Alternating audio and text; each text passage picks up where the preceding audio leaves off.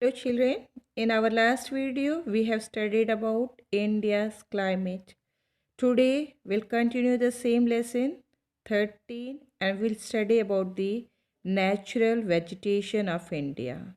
Natural vegetation means children that nature of the vegetation. Nature of the vegetation means that plants which grow in the particular area, like in India, which type of plants will we find, that we are going to study in this natural vegetation of India. In that we are going to study about tropical, evergreen, deciduous, thorn and scrub, montana and mangroves. So we'll study about all these one by one. The trees, bushes and herbs which grow naturally are called natural vegetation. Which grow naturally in our country, that is natural vegetation. The type of natural vegetation found in a particular place is determined by its climate. For example, coniferous forests are found at high altitude where it is very cold. Where we find the coniferous forest? At high altitude where it is very cold, while thorny bushes and shrubs are found in areas where it is very hot. Where do you find thorny bushes and scrub? In the hot area. So here are the type of vegetation found in India, such as tropical evergreen forest, then tropical deciduous forest, thorny bushes, mountain means mountain vegetation, and mangrove forest, that are also called tidal forest. Okay, so these are the type of vegetation in India. We'll study about all these five types of vegetation one by one. There are five types of natural vegetation in India which we are going to study today, that is tropical evergreen forest, tropical deciduous forest, thorny bushes, mountain vegetation and mangrove. So let's start with tropical evergreen forest. Tropical evergreen forest or tropical rain forest. It occur in the areas which receive heavy rainfall. So the climate in which we found this evergreen forest where there is heavy rainfall. So dense that sunlight does not reach the ground. These forests are so dense, even that much dense that sunlight also doesn't reach to the ground. They are always appear green and are called evergreen forest. Why they are called evergreen forest? Because they are always appear green. Important trees of this forest are mahogany, ebony and rosewood. These are the important trees which we found in evergreen forest. Then places where you found this evergreen forest, that is Andaman and Nicobar Islands, parts of northeastern states and a narrow strip of the western slope of the Western Ghats. So these all are about the evergreen forest or rainforest. Clear? Now next we are going to study about tropical deciduous forest or monsoon forest. They are also called as monsoon forest. They are less dense as compared to evergreen forest. They are less dense. They shed their leaves at a particular time of the year. Important trees which we found in deciduous forest or monsoon forest are shal, teak, peepal, neem and sisam. These forests are found in the India of states Madhya Pradesh, Uttar Pradesh, Bihar, Jharkhand, Chhattisgarh, Odisha and in part of Maharashtra. So you have to learn the places where we find the tropical deciduous forest. So these are the forests and Their features are they are less dense, they shed their leaves at a particular time of the year, and the important trees which we find in this deciduous forest are sal, teak, peepal, neem and sisha. Next, thorny bushes. By the name thorny bushes, only we come to know that they are found in dry areas, because thorny bushes, thorn, we found in dry areas of the country. The leaves are in the form of spines to reduce the loss of water, because the area is dry, so their leaves are in the form of spines, so that to reduce the loss of water, so that within less water also they can survive.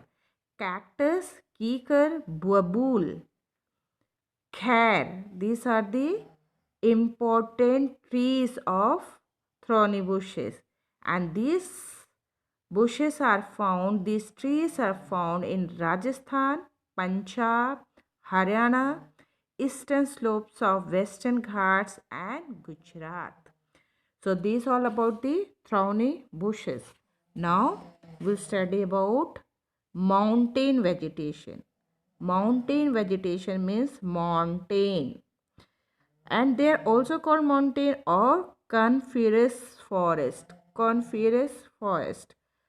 At a height between 1500 meters and 2500 meters, most of the trees are conical in shape. So these trees are found in hills, and these trees are tall and have pointed needle shaped leaves. They bear cones. Coniferous trees also, they are known as coniferous trees, and important trees are cheer, pine and deodar. The important trees of mountain vegetations are cheer, pine and deodar. They are found in hills. Because of that its name is mountain or mountain vegetation. Next is mangrove forests. These forests can survive in saline water. In saline water. Tidal forest. They are also said to be tidal forest. They are found mainly in Sundarbans in West Bengal and in the Andaman and Nicobar Islands. Sundri is a well-known species of trees in mangrove forest. So what is the name of that species? The tree which you find here in mangrove, that is Sundri, is a well-known species of trees in mangrove forest. These forests can survive in saline water. Saline water means what is that? Hot and humid in areas flooded by high tides of sea water. That sea water is full of sea water is there. Okay, Sundarbans, Bhitarkanika, Pichwaram, deltas of Godavari and Krishna, Andaman and Nicobar Islands are the places where we can find these trees. The trees have special roots that grow above the ground. And the tree which we find here, Sundari. Clear? Now, importance of natural vegetation. What are the importance of natural vegetation? Why it is important for us? It give us pure air. All the tree give us pure air. Wood, fruits, oils, gum and medicinal herbs. You all know, children, that plants give us fruits, oils, and we make medicines also from the bark or leaves of the plant. It is home to animals. Our animals live in the forest, and it prevents soil erosion. I hope you all know what is soil erosion. The removal of the top layer of soil because of rainwater or wind. So that is soil erosion. So importance of natural vegetation. Natural vegetation prevent from soil erosion. It is a home to animals. It gives us pure air, wood, food, soil, gum and medicinal herbs. Now conservation. What is conservation. Conservation means to protect the trees. Hardly one third of total area of country should be under forest. At present, only about one fourth of India's total area is under forest. Nowadays, humans are cutting trees on a large scale for making factories, industries, or building houses because of increase in population. So what people are doing, they are cutting the trees and building industries, factories. This is called deforestation. Cutting of trees is called deforestation. We have to protect our natural vegetation not only because it is useful to us but also because our survival depends on it. You know, children, that we are depend on trees. Trees give us food. Okay, so we are dependent on trees. That's why we need to protect our trees. That is forest. That is conservation. That is only called the conservation of trees. Okay, to protect our natural vegetation. It is useful to us, but also because our survival depends on it, we can protect our natural vegetation in two ways. How can we protect our natural vegetation? In two ways. That is afforestation and reforestation. Afforestation and reforestation are the two ways to protect our natural vegetation. Afforestation means planting trees in an area that was not a forest. Earlier is called afforestation. Planting trees in an area that was not a forest. In plain, when we planted the tree, that is afforestation. And reforestation means planting trees on deforested land is called reforestation. When we plant trees on deforested land is called reforestation.